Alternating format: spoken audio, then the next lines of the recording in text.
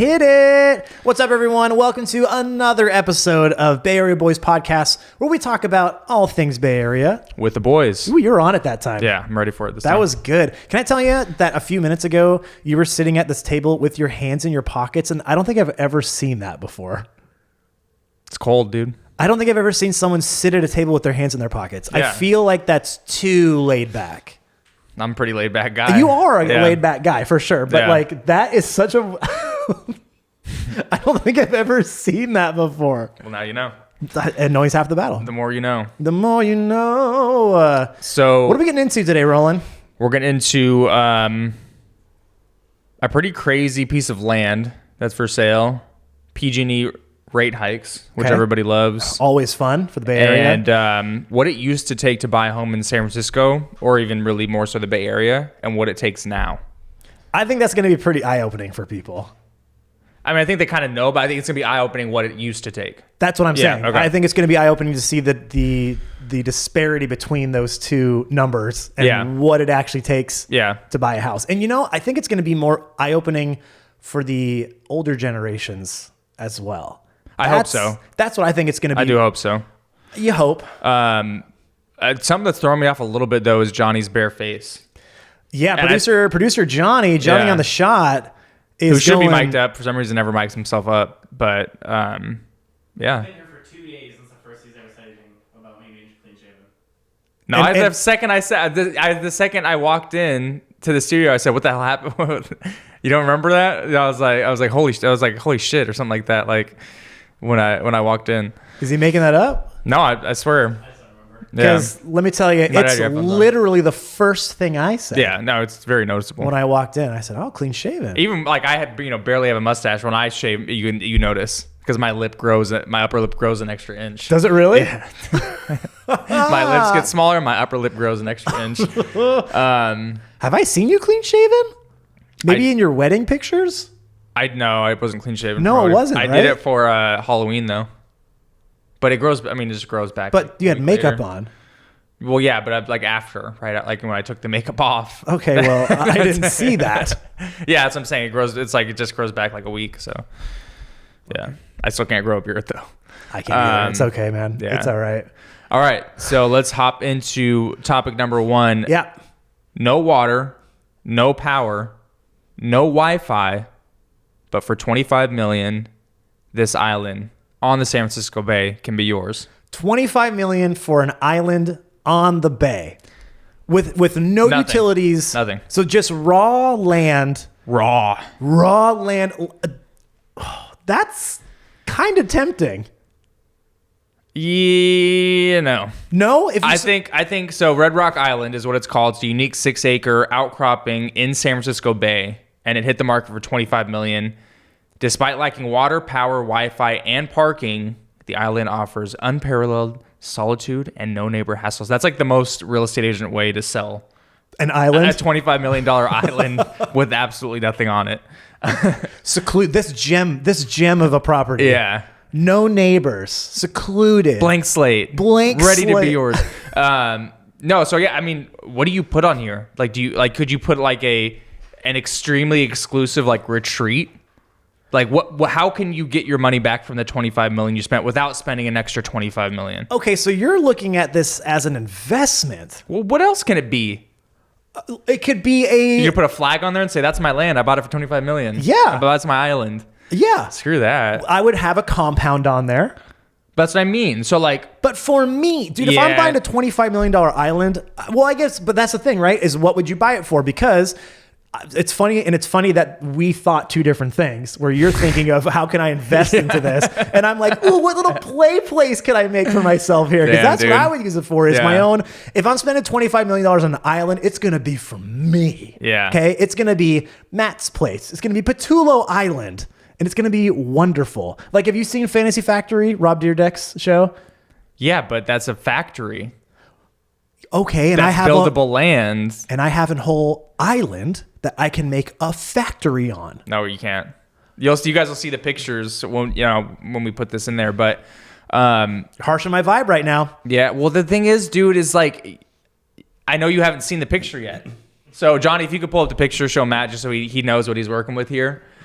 But yeah, dude, like anybody that's gonna buy this island, they're looking at it as for profit, because we'll get into some other past people that have. So you had it right there, yeah. Okay. Now you know that they've built like castles on cliff sides and stuff, right? Yeah. Do you know how much money that takes? If I have $25 million that I'm buying an island for, I feel like money is no object to me. It's not like I've saved that $25 million and I'm like, well, I can finally do it. Hey man, if you're a smart millionaire and you're buying something for $25 million, that better have a return for you. Well, maybe or I'm a future plan for what you're gonna get that return from. Maybe I'm a dumb millionaire. That's possible. There's plenty of those out there too. You could be a trust fund, baby. That's very true. So there's a little beach on the other side, but See? I mean, but like this is a rock. This thing is a rock, dude. This isn't an island. It's like they're hyping it up. My best guess is that this thing drops at least $15 million in price. Well, that is the market months. we're in overall. Even regardless of that, though, I think it could be smart marketing, right? It's like $25 million is a very, very tagline teaser amount of money. And then it gets all the attraction. Then maybe, hey, this is really going to be our price. Let's drop this thing 15, maybe even 20 million. This thing will realistically sell for 5 or 10 million. Okay, so you're saying that it's basically a ploy. $5 to $10 million pebble in the bay. Yeah. Okay. Basically. But okay, if there's a beach, so I'm thinking seaside resort. Yeah. Right? We could have jet ski rentals. Right? We could have parasailing. We could have sunbathing. Okay? I'm just thinking, hey, you want an investment. I'm making it a reality for you right now. Yeah, I mean, like, it's not that type of beach. It's more of like your very rocky beach. So, okay. But you know what? I like the enthusiasm, dude. I like the optimism because we need more of that in life. Can we put sand where the rocks are? If you got more money, absolutely. Yeah. Okay. Right? Yeah. You got to spend money to make money, Mr. Investor. Yeah. I don't know if you know that little tidbit. Okay. But the money's got to it's got to be back. It's got to come back. Yeah, you have golden sands. I don't know. I just feel like there's some way better. Okay, let me put it this way. There's going to be some way more attractive land in the Bay Area that you could buy for $25 million than this. Is for it $25 million? Sure. Is it going to be an island? No. Well, scarcity. So this is kind of weird. Only one known resident, Salim Woodworth, built a hunting cabin on the island. Well, what do you hunt there? What's there to hunt? Yeah, is there like maybe some, not even squirrels, like some birds? Is there seagulls? Yeah, is there fauna there? Is there indigenous animals to the area? I want to know more about this Salim. Maybe he hunted lizards. That's what I was going to say. Are you a lizard hunter, a worm hunter? I want to know more about this Salim Woodworth. I'm finding as many types of earthworms as I possibly can on the island. I found a beetle that I've never seen. I hunted a beetle the other day. There you go. That was good, dude. Thanks. I like that. Thanks, man. So accessible only by air or water, but potential buyers can reach the island by chartered yacht, boat, seaplane, helicopter, jet ski, kayak, or paragliding. Yeah, tight naming all of the things other than a road. Because, like, yeah, obviously those are all ways to access the... Did it say swimming? You can swim there? I don't think someone could swim there. That current's a little rough, but... You could absolutely... People swim the English Channel. Yeah, that's true. You could swim there. I'm not suggesting it, but you could do it. So... Catapult? Parachute? Basically, you got to spend money just to get there. So... Yeah. Like an island... So here's what's interesting too. It's zoned for residential, industrial, and general use across the counties but it has no flat spots for construction. Okay, you can grade it probably, right? Yeah. Again, I know it's cost. So it's you're cost. gonna ship out a what is it? A freaking pile driver? You put a bulldozer on the yacht. Place it on top of there. Come on, man. Put it on the yacht. Yacht for man. every heavy industrial piece of equipment that goes out there, because we do everything in style on my island, and that's how we market it. It is upper echelon of everything. Yeah, so that's what I'm saying. But now you're starting to think more investment minded, dude. Because you have to. Because I'm playing with you, Roland. No, dude. Okay? But even then, even if you were if you're a buyer, a $25 million buyer, you're gonna go there and say, I can't really put anything cool on here. I could put a golf course on there. No, you couldn't. It's not that big. I could put one hole on there. You could put a putting course on there. Okay. A mini putt. I could put a paintball course on there. Yeah, it could be cool. Ooh, yeah. Johnny, who's this Salim Woodworth? Give me a minute. Give me a minute. Okay, so obviously there's challenges for potential development. Previous ownership and proposals. You ready for this one? I'm ready. Previous owners proposed ambitious projects, including a 20-story hotel, Right. casino, and yacht harbor in the 1960s. That's what people were thinking in the 1960s, dude. 1960s. Say it one more time. 20-story. Dude, that'd be so dope. You take a little yacht to a 20-story hotel with a casino. Seaside resort, dude. Investment. Okay, but I said seaside resort. Okay. I said I'm glad seaside now resort. that you're starting to realize that if you bought this, it would have to be for something. Because I'm yes-anding, Roland. I'm riffing on your bit. yes, okay? and Yeah, I'm yes-anding. Okay. I've taken my say and say, okay, we'll play in your world because I'm a good friend and a good co-host on a podcast. And I'm gonna play if that's the world you want to play in, bud, I'll play with you in that world. it's got to be investment.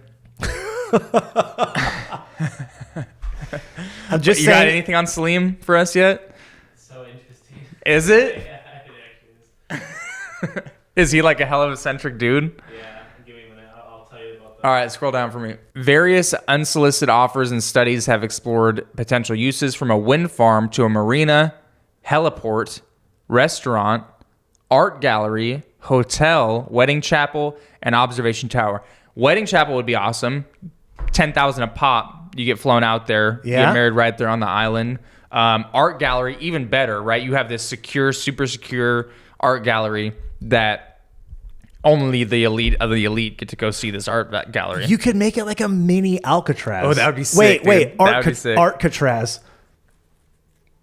But then, I did it, dude. I did it. I don't think so, dude. No, I did it. It'd be like Zoolander. It'd be like way too small. Riff my bit. I can't picture it. Oh, It's was not that gonna- was that an art gallery joke? Yeah, that was good. That was good. Even a heliport, even if it was just like this is where we fly to get to close a business deal. That's what I mean. Like a heliport for what? For a bit, this like you come here and then you shake the hand, spit, Oh. and then Yeah, that's good. Yeah. Just specifically for that? Just Wind for the farm- handshake deal? Yeah, that's what I mean. Like really, you're closing the deal, like the little negotiation, whatever you got to do. Okay. Wind farm is interesting. Is there enough space though to like generate? Because wind farms are huge. I know, Because those turbines are but they also massive. have wind farms like in water, don't they? Isn't that possible?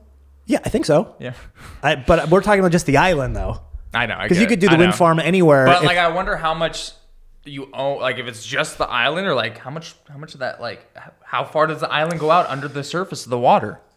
oh, because okay, yeah, because you'd have to get. You know what I mean? Like, because then it's going into the land of like how far does it go out? But you've driven by this, right? It's on the way to San Rafael Of when you look course. to the left. Yeah, yeah, okay.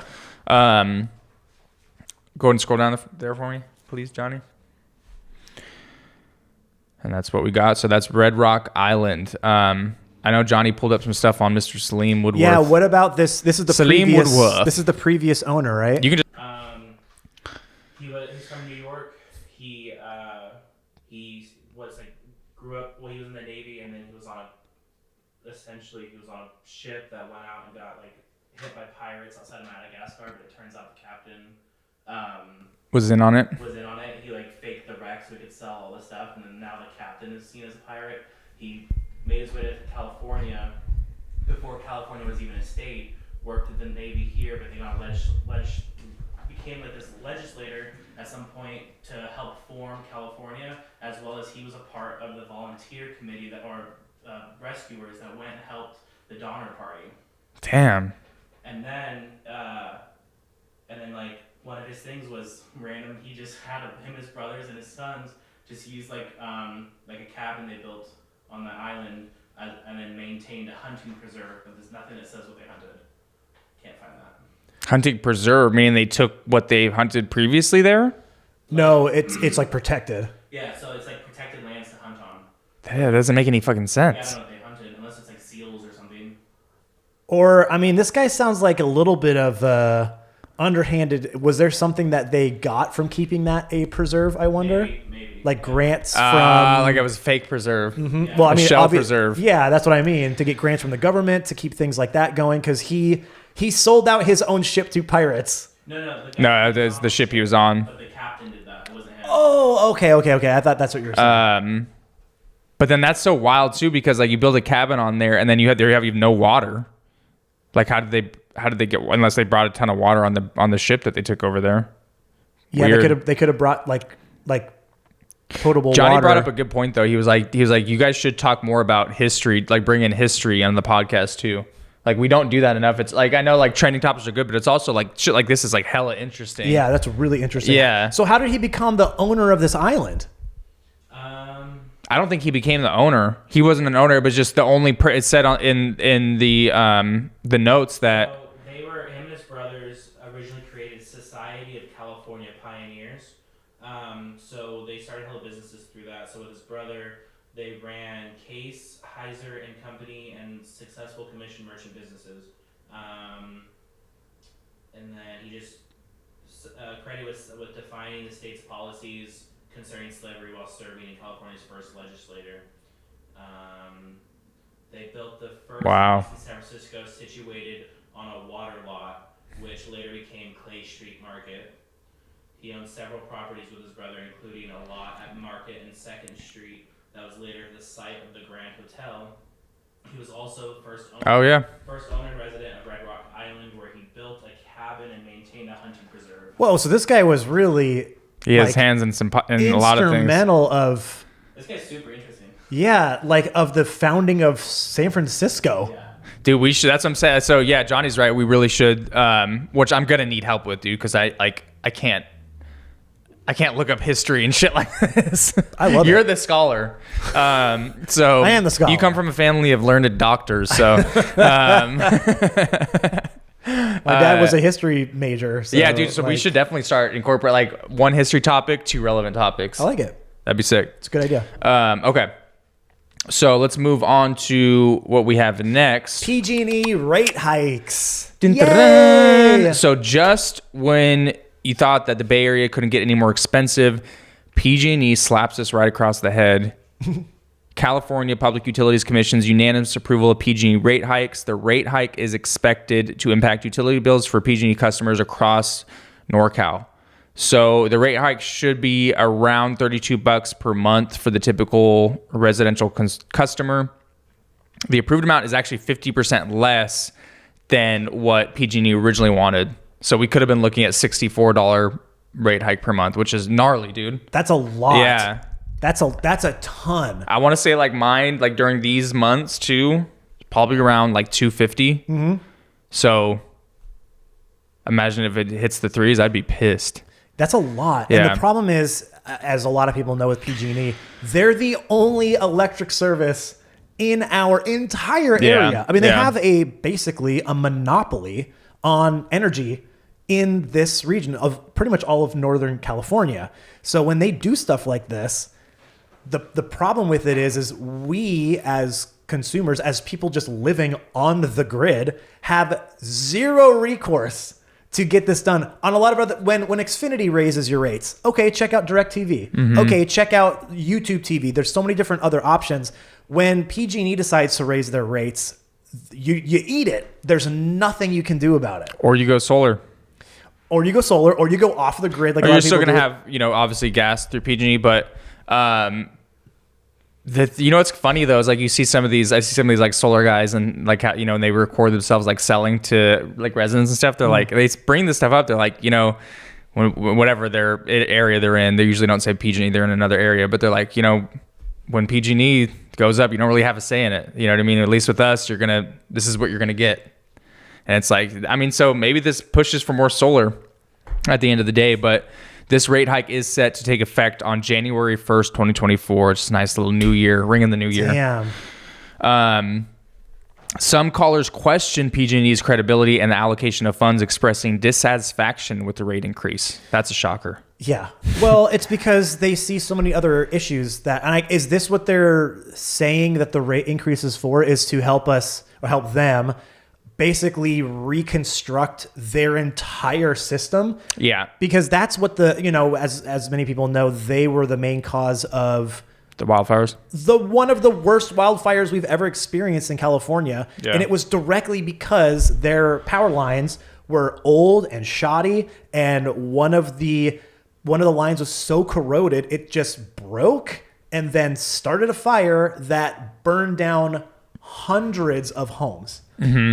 So their initiatives, their key initiatives are, of course, wildfire system enhancement, undergrounding electric lines, vegetation management, and capacity upgrades. So I will say we do really need more power lines underground.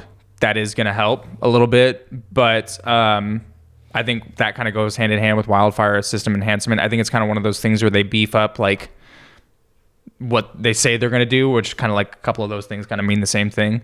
Over 85% of the proposed increase focuses on reducing risk in gas and electric operations, including underground power lines. Yeah, I mean, that's going to directly impact the chance of those wildfires happening again. Just because, when you have electrical lines above ground over vegetation, like it says it wants to cut back on dry areas. And as we know, California, especially recently, has been a very dry state. It's just the chance of something horrific happening like that just is so much higher than if there were things underground. And it's a step in the right direction. And, I guess, but are these interest rates? I mean, I can't imagine they don't make enough money to do this already. Well, that's my thing. I think that when things like this happen, and like when there is, like you said, like there's a monopoly like this that really just runs the gamut, like I think that it's totally called for to say, okay, well, we want to see your budgets, your expenses. We want to see what, CEOs are making, CFOs are making, things like that, to where you can say, okay, why don't we take a little bit from him, a little bit from her, so on and so forth. Obviously, I have like a couple clients that work for PG&E, and of course, like they shouldn't get pay decreases or anything like that. I think they should get paid more. But I think that, if there's things like this that need to happen, they go straight to the consumer, and it's never straight to the person that's probably making, millions plus a year. Millions. Yeah. I think there can be some reallocation of funds, and that's the tough thing again when it comes to someone who has a legit monopoly over. They don't have to do that, because what are you going to do? Yeah. Like you said, go to solar, but that's not a feasible option for a lot of people. Or living off the grid, that's also not a feasible option for a lot of people. They kind of know that they have the upper hand, and so they don't have to. Why would they cut their own income? Why would they do that? They're going to start with us first, because they know that we're probably just going to take it. Yeah, I'll tell you right now, if I'm in solar, if I'm selling solar, I am hitting all the homeowners up the side of the head with this. Absolutely. Yeah. This is literally my opening salvo. This is your time, solar. This is your time. This is like when interest rates go down for us, and we're like, interest rates are down. I mean, do I become a solar salesman now with this? I will now be selling solar. But yeah, so January 1st, 2024, we can get some nice, just more inflation, more expenses, more money, more love. All right. Last topic. What's going on? That sounds like a really bad slogan for something. More expenses, more love. More expenses, more time, more love. Yeah. All right. So last topic, we have buying a home in San Francisco took 3 years of income in 1970. Here are today's numbers. So in 1970, the typical home in San Francisco cost just over $28,000. The median household income was about $10,500, meaning it would take less than 3 years of annual income to afford the median price home. Could you imagine? Could you imagine just saving for 3 years? Well, I think I think it's a little misleading still, because your income, you have to pay for other things. So you're not just saving that money. I don't know, though, dude. I mean, and I know everybody's different. Everybody has very different living situations. So I think it comes down to how good you are at saving your money and tracking your money. Sure. But what I'm saying is, if you make $10,000, you're not saving $10,000. No, 100%. You're saving but I can tell you, like, 50% is very doable. Okay. Especially back then with what things cost. Sure. So let's say that took you about 5 or 6 years to save up. Sure. But then again, there's also this is obviously it's like data, it's stats. Well, there's loans too. You're not paying cash. So exactly. Okay. Yeah, I mean. You're so right. like, you don't, it could be 15,000 that you needed to You're right. be all in You're right. with. Okay. So 3 to 4 years. I think that's fair to whatever. say. I mean, at the end of the day, 3 years of their income. Right? That was just like the average. Yeah. Some people, they could have had to save a lot more than that for their situations. In 2022, the median household income in San Francisco has risen to about $137,000, but the value of a typical home was significantly higher. So now it would take approximately 10% of the annual income to afford a median price home in the city. Yeah. What do you think? Well, yeah, I'm not surprised because now it doesn't say what the cost of a San Francisco home is out there, because it's $8 to $1 million on average, right? I would say the average out there is about 1.2. Well, I mean, there's condos. Yeah. There's condos too. So that's why I say the average would probably be like 800 roughly. Obviously, I don't know this off the top of my head because we don't have the numbers here, but I would roughly say from what I've sold and what I've seen out there, I'd say the median is around that price, 800,000. Yeah. But that goes to your point. That's a 7 times the amount of what it is instead of the 3. And so it's exponentially gone up almost 300%. Well, this will paint a better picture. So in 1970, households could purchase a home with, just over 2 years of earnings. In 2022, this would take more than 9 years for San Jose and 10 years for Oakland. Yeah. A 300 to 400% increase over that. So Berkeley is the most expensive housing market among the 4 cities. And then they've experienced a significant jump in its value to income ratios. The median home's value in 2022 was more than 15 times the median household income. That's insane. Yeah. So you're and then we all know this, right? When you're trying to save, if this is based off of a 20% down payment, you're just getting nothing but priced out. Yeah, constantly. Because as you try to save, the housing market keeps increasing. So you are just chasing a target that keeps moving and keeps getting higher. Yeah. And also, especially with inflation lately, with everything, the cost of living now is so much more expensive than it was in the 70s when they took the data from. So it just keeps compounding on top of each other. Yeah. And just exponentially getting not only more expensive, but harder to reach that threshold that you need in order to accomplish purchasing a home. So here's my take. Instead of saving for 9, 10, 15, 12 years, have a longer commute, go to the city that's more affordable that you can buy now. That 5, 10, 15 years, you're going to be able to get into the city that you really want to get to. Yeah, no, I totally agree. And I've used the terminology a stepping stone house. Have you used that as well? Yeah. I mean, something along those lines. It's a starter home. Yeah, stepping stone. I try to call it a stepping stone because. What about just a step? A step house? Yeah. I feel like that's a house that you. What about a ladder house? It could be a ladder house. Okay. That makes me think of a firehouse, though. What about a step stool house? Step stool house makes you think of a little old lady that lives there that needs to reach higher places. I could keep going all day, dude. This is my wheelhouse. Go ahead, stepping stone. A stepping stone house, because it's basically saying, trying to save that money over the next 5, 7, 10 years, however long that takes. You're just going to be chasing it, and that money isn't going to be growing for you. Mm-hmm. So sure, would you like to live in Berkeley as an example here? Of course. But most people, for that first house, you're not going to be able to afford the pricing there. So yeah, your commute to work from Berkeley might be 15 minutes, 20 minutes.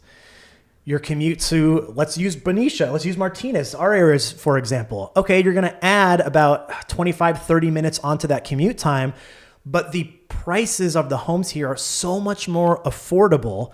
If you invested that money that you would be trying to save every single year, grinding it out into maybe, hopefully, buying that house, which is going to be really hard to do, as we've seen here, invest it into cities that are a little bit further away, but so much more attainable, so that over those 5, 7, 10 years that you would be trying to save that money as something else, you've already invested it, and that house is the thing that is making your asset grow to be able to, in that time span, sell the house, take the proceeds you've made. There's your down payment for Berkeley. There's your down payment for the city you really want to live in. And the thing that exactly what he's saying is, the longer that you delay on making that decision, further down the road, you will end up saying, man, I wish I would have bought in that area when I had that at the time to get to the area that I want to get to. Yeah, absolutely. Because then your rent just keeps going up and life keeps hitting you. Everything goes up. Yeah. Rent goes up. PG&E now, and not enough. Your renter doesn't affect you too much, but as you can see with because then the landlord raises rates. No. I mean, most tenants have to put PG&E in their own name. True. Very true. So I mean, it's like it hurts everybody. Everything goes up, and as we've seen from these examples, things are getting exponentially more expensive as time goes on. It's not a flat line. It's not even. I mean, it is a complete curve. Bell curve straight up. I mean, you really see where it starts taking off after a certain amount of time. So it's just going to get more difficult as time goes on. Yep. No matter which way it is. And I even think if we hit, I know a lot of people are waiting for a big recession or a big time to buy. How do you think that's going to affect your livelihood? Yeah. Right? Because we just saw the recession happen. If you're in tech, they fired 30% of their workforce. So you might not even have an income. Not that I'm hoping for that for anybody, but it is a realistic outcome to where if things tank, you got to look at your own life and livelihood and how that's going to be effective. Of course, it's going to make real estate cheaper to buy, but do you have the funds, the job, the income to be able to take advantage of that? And most people won't. Yeah, when it's bad for some in the workforce, it's usually bad for a lot in the workforce, right? When recessions happen, and I've said this before, I think on here, but a lot of people always say, I wish my biggest mistake was not being old enough to take advantage of the 2008 housing recession. A lot of people were very jobless. That's why they lost so many homes. Even people that some were secure lost their homes because of the loans that they were tied to. So don't think that the housing recession is going to be your big break, because if you can get your stuff together, a year or two after, of course, if that does happen, but it's not guaranteed to happen. It's not looking like it's going to happen. Well, the other thing too, especially with the influx of companies and corporations buying houses. Yeah. Who do you think your biggest competitor is going to be when those houses are being sold for a song and they're 50% off the purchase price? Sure, they're $300,000 now. Do you have that in cash? Because if you don't, I bet a corporation or I bet some investor is going to have it, and that's going to be your biggest competitor. Now, there might be some still left on the market. I'm not saying they're going to take up all of them, but then you come into the world of all cash investors and corporations that are buying up houses. Yeah. And so it's still not going to be easy for you to thrive and I can buy 6 houses. Because there's still going to be stiff competition just from a completely different buyer set. And even, you guys got to realize too, even corporations and these, large entity buyers, it's also just buyers with cash. It's also just buyers that have done well for themselves, or, retired parent that's buying their kid a house. People that have cashed out from other states, maybe coming from New York or whatever the case is, those people are buying for cash too. So it's like across the board. Yeah, it doesn't get easier when a recession hits. Yeah. It just doesn't. I think what a lot of people forget too, especially when it comes to cities like Oakland and Berkeley, I personally love going to Oakland, for food. This. Yeah. And I take it as, okay, I have to drive 25 minutes to get there, and I can still do that and have fun in those places. I don't have to be in that city for that to be my reality. So I think that a lot of people forget that too, is that, one, you can pick a city where obviously you have you don't have the best food options. You don't have the best events that go on every weekend or whatever it is, but we are so close to those cities still. Hey, Benicia. Yeah, exactly. That's why I live there. Yeah. It's a cheaper option that is close enough for things where I bought my first home so that I can put the investment down. Now, for me, it is the place that I want to live. But the point was, there are more exciting places that I still go to. Walnut Creek, Oakland, Napa, Lafayette, Danville. I don't really go to Napa, but yeah. Okay, I know how you're feeling about Napa, but even San Francisco. It's close enough to where if I'm not going out there all the time, but when there's something, a show, a new restaurant, whatever it is, any kind of entertainment, any kind of amenity, I'm close enough to where I could just go for the day and then come home, and it's not that big of a deal. Yeah. Now, obviously, it's a little bit different if you're commuting there every single day and having to fight that traffic, but it's a funny thing how fast time goes. And while it's probably really frustrating in that moment to fight that traffic, come home, have to make that trek every single day, over the course of those 5 to 7 years, it's going to go by like that. It's going to go by fast. And if you really think of what real estate is it's a long game. It's a long play. It's a long investment. If you can make that sacrifice to have that foresight, to be able to move and take that stepping stone house to the place that you want to be, you're going to look back eventually and think, I'm so glad that I made that sacrifice, that I did what I had to do to put myself in this position, because I can't imagine being anywhere else in this moment. Well said, my friend. Very existential. Yeah. But it's the truth. Yeah. It really is the truth. I don't think people get out enough to other cities other than those main cities. Like obviously there's people who love San Francisco, they love Oakland, they love Berkeley, and then they stick to those cities. And they don't really go out and think, oh, wow, I could live here. Like if they spent a day in Benicia, in downtown Benicia, a lot of people do that. They're like, how did I not know this place existed? That's, I think, the thing that I hear most from people in Benicia is they go, I've driven through your town, or I've heard of it, but not. And there's people in the Bay Area who we just have no idea. And they say, well, we started looking about buying a home. All these places were really expensive. And then we saw your town and we thought, let's go see. And then we spent a day downtown on First Street, and you have waterfront restaurants and little boutique stores, and everyone is this Pleasantville kind of vibe. And why haven't we ever heard of this place before? And people more often than not seem to fall in love. And being a lifetime resident of the city, it's really easy for me to kind of upsell that vibe and that lifestyle. Yeah. And I'm really able to speak firsthand on, hey, if you want to go to these other places, you can. I've been doing it my whole life. Even when I had to commute for work for a small amount of time, it wasn't that bad. Yeah. At the end of the day, it wasn't that bad. And I got to come home to this place and live here, and it was affordable and exactly the kind of lifestyle that I wanted. And if I wanted something a little bit more, it was centrally located enough to where I could just go do that thing. 100%. Same thing with Martinez. Martinez is, again, the same thing. Yeah. Same thing, just a little bit better.